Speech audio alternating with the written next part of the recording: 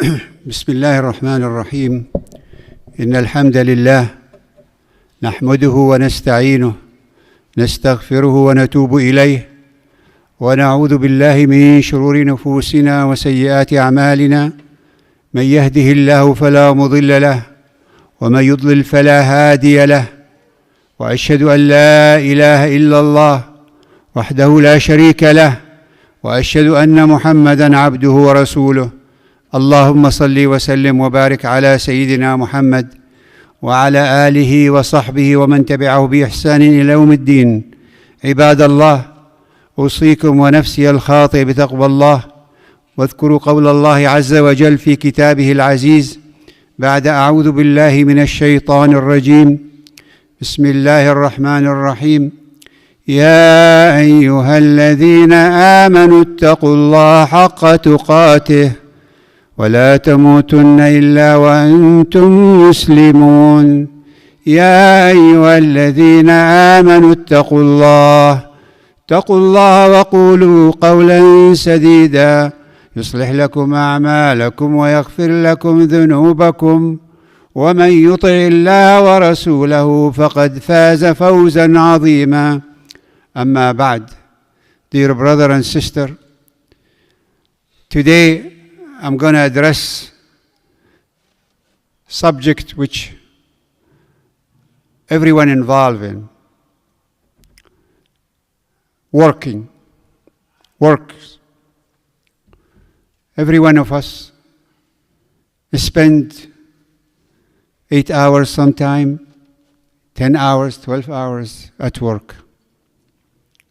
Today we're going to address أخلاقيات العمل, the ethics, the morals which we're supposed to follow when we are working,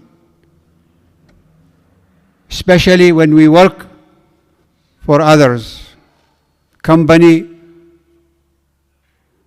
or employer. We're supposed to adhere to principle our Deen had outlined for us. And I'm telling you, we can turn our work to ibadah. You can turn your work 8 hours, 12 hours, 10 hours to ibadah. And I'm going to address this. So when we work, not just for the money, we work for the reward from Allah subhanahu wa ta'ala. This is how to be smart as a Muslim, and that's what Rasulullah sallallahu alaihi wasallam and our Deen taught us. One of the greatest bounty that Allah subhanahu wa ta'ala bestowed on us, that we have work. We're not supposed to sit at home. As a man, Rasulullah sallallahu alaihi wasallam said in one hadith what it means if you have no job and you cannot find job, go to the mountain, cut some wood, collect them and sell them. And don't stand on the corner of the street asking people for help, or sitting at home expecting that Allah give you your rizq. You have to work. And the best work with our hands. When we earn halal tayyib, when we earn lawful income and pure, I'll explain to you how to earn pure tayyib, halal. Very important. So how we can turn our work to ibadah. The first is after Salatul Fajr, after you get ready to leave your house to come to the work. We suppose when we leave the house, we make dua to Allah subhanahu wa ta'ala. We say, Hasbi Allah, la ilaha illa hu, alayhi tawakkalt, wa ilayhi unib. La ilaha illa Allah, hasbi Allah, la ilaha illa hu. عليه توكلت وهو رب العرش العظيم. Any dua. That means Allah is sufficient for me and for everybody. And I put my trust in Him. And He is Rabbul Arsh al-Azim. And this is the first thing. 99% of the people don't even make dua when they leave their house to their work. Even if it's 8 hours, 10 hours. That's the first thing to do, is to make dua to Allah subhanahu wa ta'ala. And then you leave to your work. You may spend 20 minutes, 30 minutes at going to your work. In the car, don't let your blood boil to reach there. Think. You're driving, yes.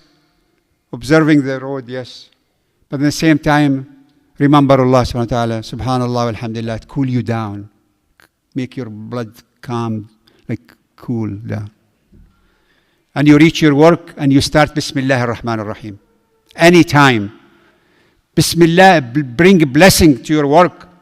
Make work is easy. And that's the way to turn your work to ibadah. You mixing dunya and akhirah in the same time. Thinking smart. And then, while you are at work, you have to adhere to the principle, akhlaqiyatul amal, the etiquette. The first is to be sincere in your work, to produce as you're supposed to work. If they are 8 hours, to work 8 hours. You don't cut corner and work 7.5 hours and leave without nobody knowing. That's not the way our deen taught us. 8 hours, 8 hours, 10 hours, 10 hours. That's how to make it halal.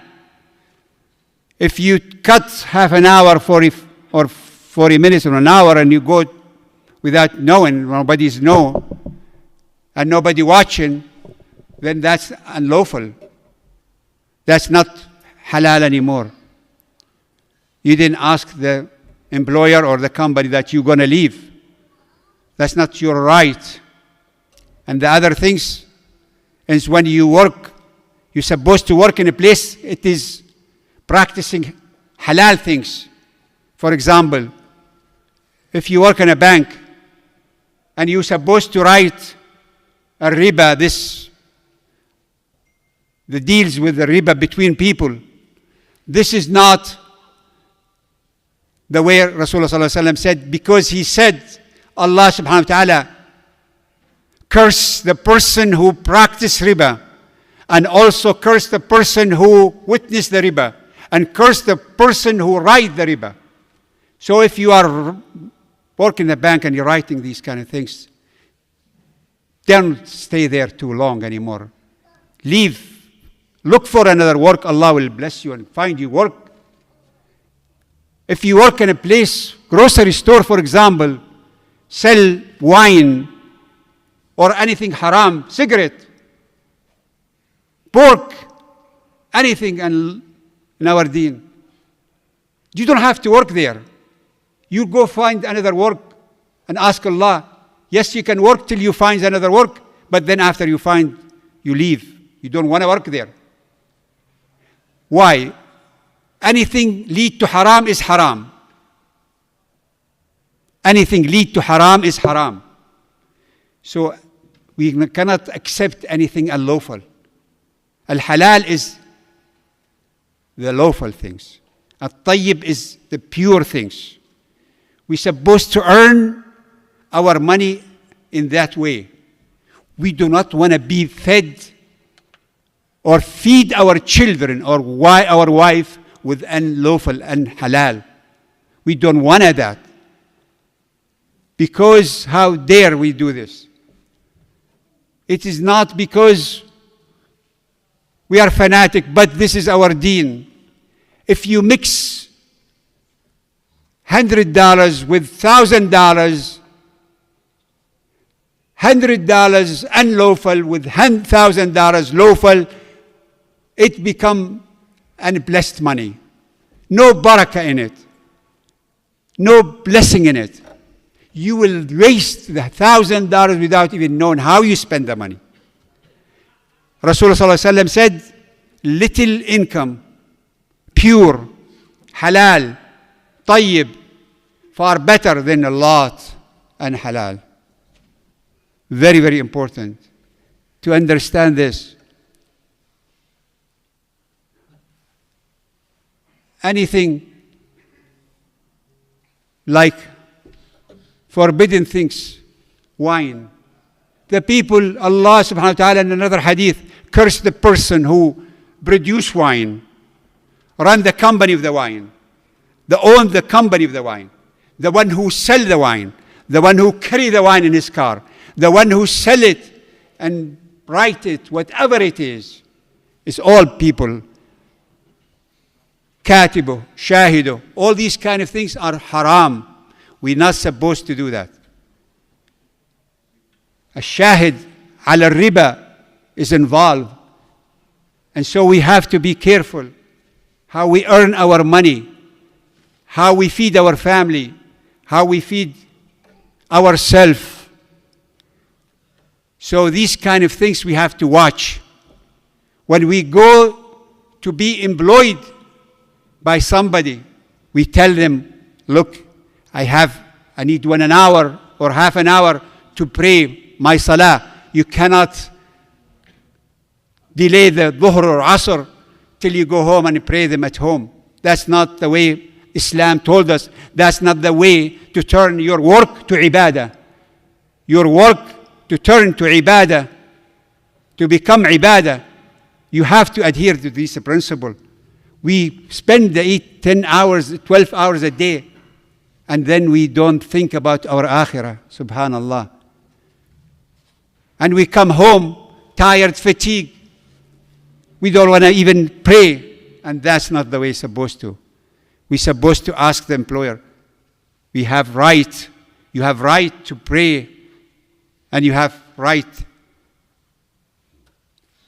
And he has also his right on you as employer, as employee. And so we have to adhere to and know these kind of things when we work. As a Muslim, we're supposed to be like unique at work, like flowers, smell beautiful, without even inviting people to become Muslim. Just from your act, from your action, how you behave at work, you can invite people to become Muslim. You could have 5 people or 10 people or 100 people work around you. When you inspire them and you smile, when you are nice to them, when your behavior is so beautiful, they will be wondering, what etiquette do you have? What deed do you follow? And they will become, you are inviting them to become Muslim without even knowing and without them knowing. This is how we're supposed to do in our work, being unique, following this principle, adhering to this principle. If you earn, for example, as the hadith said, 10 daniq. 10 daniq is like, let's say, $1, not more than $1. Or let's say $100 even. 40 prayers, fard is gone from you.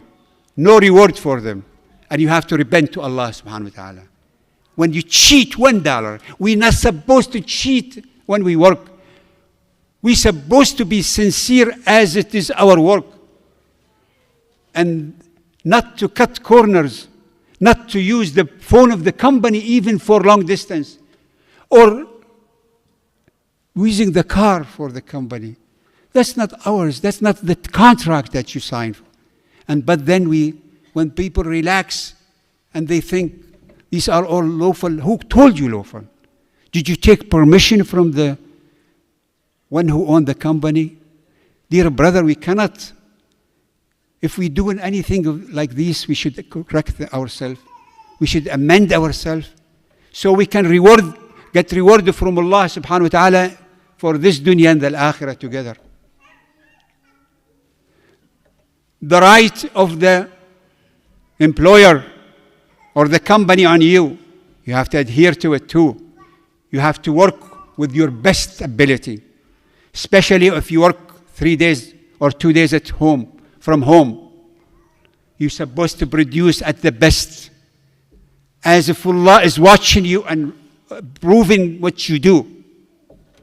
This is how we act, how we turn our work to ibadah. You can't just do whatever you want to do without even adhering to these kind of principles of our deen. Akhlaqiyatul amal, the morals, the etiquettes that we're supposed to practice when we do things like that. 8 hours, 10 hours, a lot of time. If we don't use them to get closer to Allah subhanahu wa ta'ala, then we are not good to ourselves. Dear brother and sister, if we know that gift, that one gift, the hadiyah, is been given to us, that person has intention that you have to return that gift to him by some kind of helping him or dealing with him, this become rashwa. Al-rashi wal-murtashi.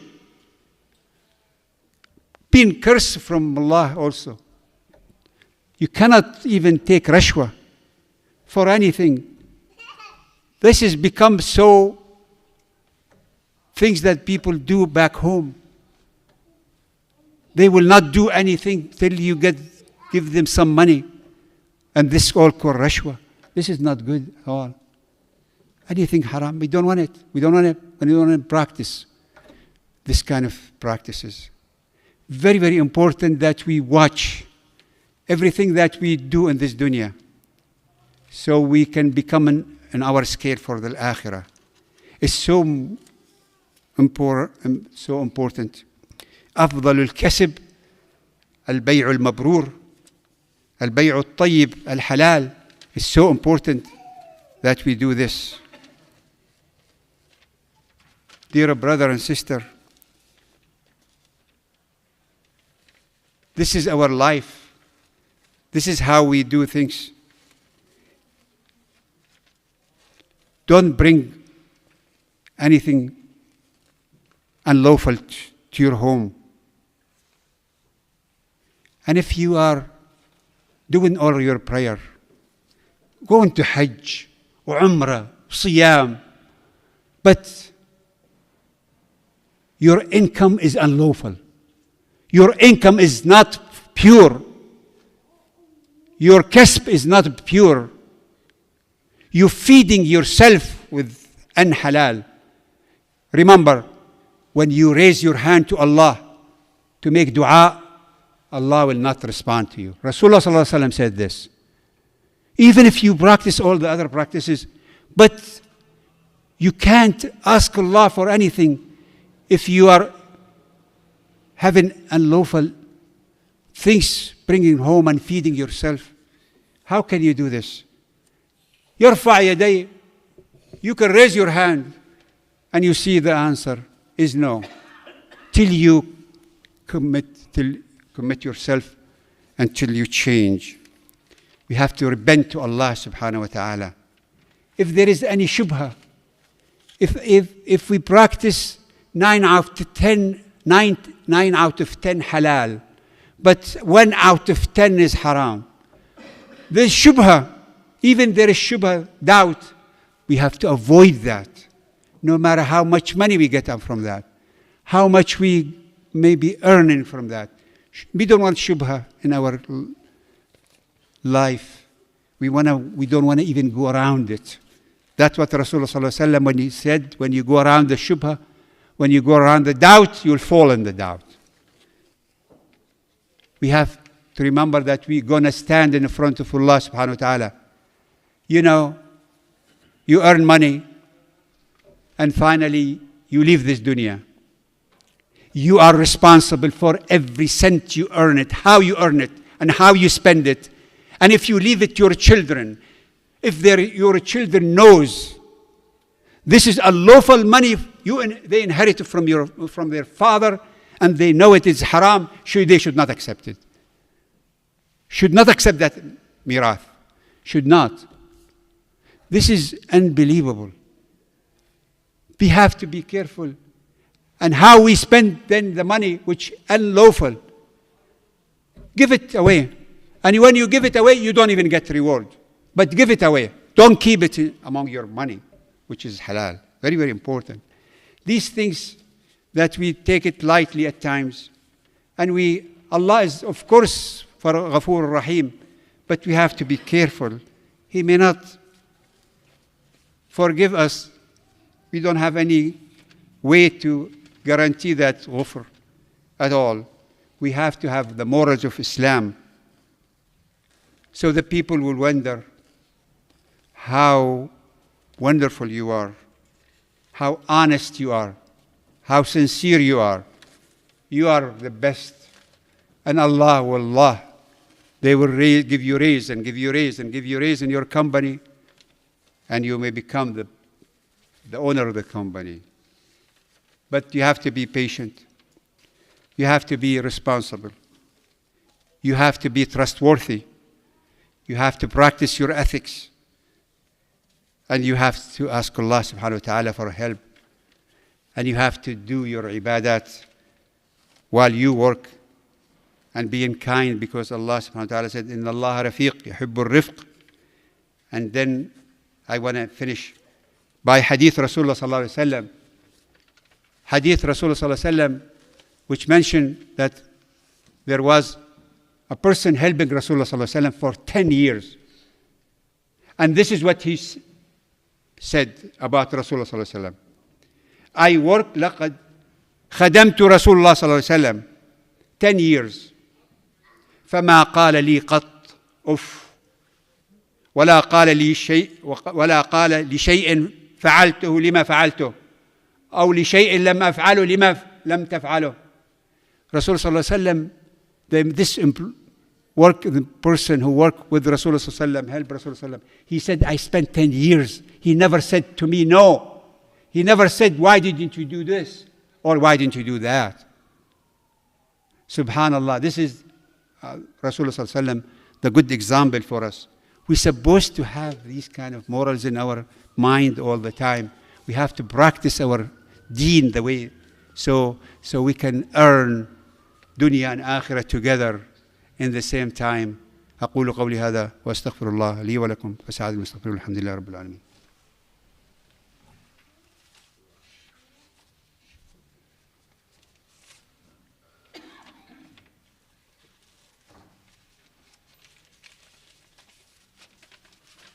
الحمد لله حمدا كثيرا كما أمر وأشهد أن لا إله إلا الله وأشهد أن محمدا عبده ورسوله. Allah is sufficient, and we have to put our trust in Allah subhanahu wa ta'ala. Getting up every morning, ni'mah, blessing. A lot of people don't have work. Blessing and ni'mah. Don't complain. My work this, my work that. No, don't complain. Smile. Be happy. Allah gave you the deen first. Be a Muslim. Be happy. Allah gave you the health. He gave you the health to go to work. Some people cannot even work. They have some kind of problem. They are in the hospital. Think about this ni'mah. Why you complain? There's no reason for it. Be happy, subhanallah. You don't want to be standing on the street asking for people to help. Every day is a gift from Allah subhanahu wa ta'ala. You have to take it as it is. And if you complain about your work, it's been said in one hadith that if Allah gave you 100 jobs and He told you to choose one of the 100 jobs, you will choose the job you have it now. You will not choose another job. So we have to be happy. We have to be thanking Allah subhanahu wa ta'ala. No complaint for what. And we have, every day is adventure, new adventure. We We have to take it and we live it. Live dunya and live akhirah together. And this is how we get the blessing from Allah subhanahu wa ta'ala. Getting blessing from Allah subhanahu wa ta'ala. إن الله وملائكته يصلون على النبي يا أيها الذين آمنوا صلوا عليه وسلموا تسليما اللهم صل على محمد وعلى محمد كما صليت على إبراهيم وعلى آل إبراهيم وبارك على محمد وعلى آل محمد كما باركت على إبراهيم وعلى آل إبراهيم في العالمين إنك حميد مجيد اللهم يا رب العالمين اغفر لنا ذنوبنا وإسرافنا في أمرنا اللهم لا تدع لنا في هذا المقام ذنبا إلا غفرته ولا هما إلا فرجته ولا مريضا إلا عافيته يا رب العالمين عليك توكلنا وإليك نبنا وإليك المصير لا إله إلا أنت سبحانك إنا كنا من الظالمين اللهم يا رب العالمين ارحمنا برحمتك التي وسعت كل شيء اللهم ارحمنا برحمتك التي وسعت كل شيء يا رب انصر إخواننا المسلمين في كل مكان اللهم انصرهم في فلسطين وفي غزة يا رب العالمين اللهم انصرهم على عدوهم اللهم يا رب العالمين أطعمهم واكسهم وكن معهم وخفف آلامهم ومصائبهم يا رب العالمين إنك على كل شيء قدير لا إله إلا أنت لا إله إلا أنت عليك توكلنا وإليك نبنا وإليك المصير عباد الله إن الله يأمر بالعدل والإحسان وإيتاء ذي القربى وينهى عن الفحشاء والمنكر والبغي يعظكم